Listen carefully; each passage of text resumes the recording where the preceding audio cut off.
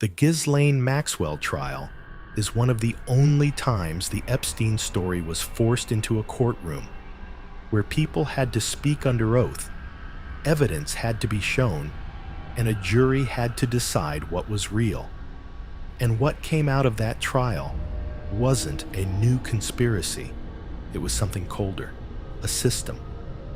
Because prosecutors didn't argue Maxwell was just around Epstein. They argued she helped build the pipeline, the mechanism that pulled teenage girls into Epstein's orbit and kept the routine going. Here's what makes the trial so disturbing. The way it was described wasn't chaotic. It was described like a repeatable pattern, a routine. Multiple accusers testified that they were approached as teenagers and that the first contact didn't feel like danger. It felt like attention. It felt like validation. It felt like someone older taking an interest in you, making you feel special, making you feel safe, making you feel like you'd been chosen. That's what grooming looks like before it becomes a trap. Not violence at first, trust. And the courtroom focused on how that trust was used as a bridge, how the entry point was made to sound harmless, even ordinary. One of the most chilling words in this story is a word that sounds normal: massage. Prosecutors argued that massage was used like a cover, a way to disguise a predatory setup behind something that sounded casual, almost routine. And the trial didn't just rely on stories. It used physical evidence to make a point. Jurors were shown a massage table seized from Epstein's Palm Beach home, not for shock, for clarity, to show that this wasn't just online talk.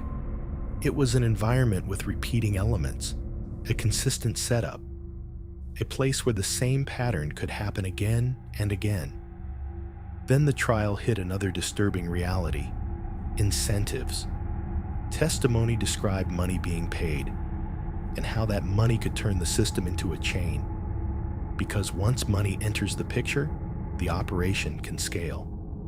It becomes easier to recruit, easier to normalize, easier to repeat. And that's when the story stops being one powerful man and starts looking like an operation with roles, routines, and repetition. The prosecution's argument wasn't that Maxwell was a background character. It was that she facilitated the process, recruiting, grooming, and helping keep the pipeline moving. And the jury accepted key parts of that argument. Maxwell was convicted on multiple federal counts connected to the exploitation of minors and later sentenced to 20 years. So if you want the darkest takeaway from the Maxwell trial, it's not a single headline. It's this: the Epstein world didn't survive because it was hidden in darkness. It survived because it was structured to feel normal at the start, until it was too late. That's what grooming does. It turns danger into routine, and routine into silence. And the reason the Maxwell trial matters is because it showed something the Epstein story rarely shows.